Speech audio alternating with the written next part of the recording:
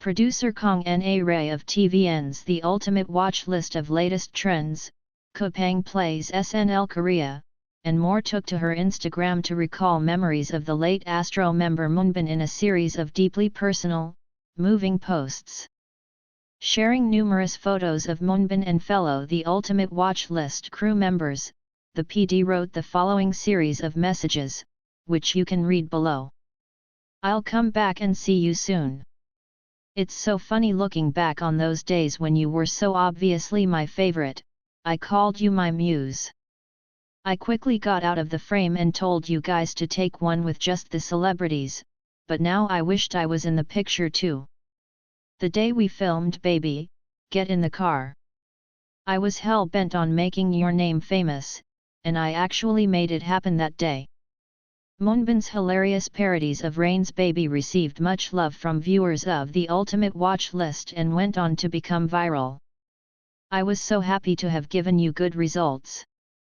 The press conference for Season 2. Hyuk Soo and I were blabbing away poking fun at Moonbin, when Bin suddenly asked me for a handshake. I asked, "What's this for?" and he said, "The Ultimate Watch List was a turning point in my life. I wanted to tell you thank you, no matter what." I said back, "What's this? Are you dissing me right now because I make you do weird stuff on the show?" He said back, "I really mean it, Keek. PD Nim, you're my savior." I said, "You're being too much." The day that Kong Na Ray won the prize money. There are days when instead of kindly explaining the scene to the director and the crew members, I just start barking out directions without warning. This day was that kind of day. We filmed the cafe scene. Binny was already exhausted from another schedule the day before, but I spoke to him harshly. He said to me then, "I trust you, PD Nim. Know that I trust you."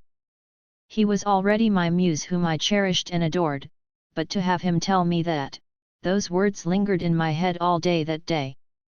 I'd always had affection toward my muses, but not necessarily responsibility.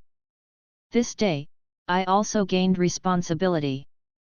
The day I went and bought everything that my muses liked and brought it all to the studio to care emotionally for the crew.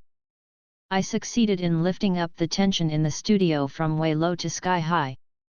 Keek, it's a freaking mess, but I really love this photo. I miss it. The last scene filmed in the studio. That day, Binny saw me and Lee Sae Young busily packing up the leftover food that was used as props to take home, and he joined us.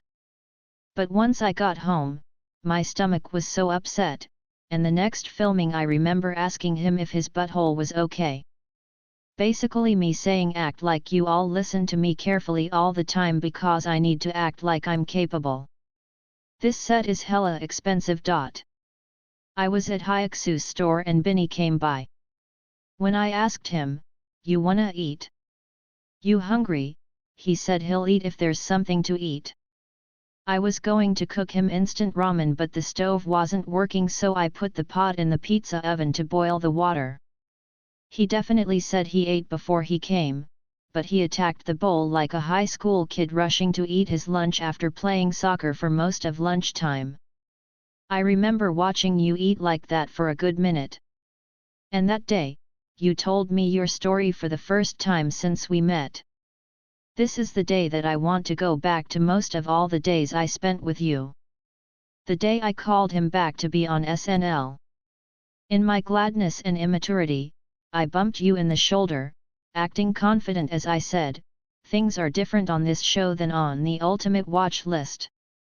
I won't make you do anything weird. But for your first scene you looked way too handsome, so I ordered someone to give you a dumb-looking hair part." What really makes me sad is that I don't have a single photo of just him and me. I always thought, there will be another opportunity later, and never.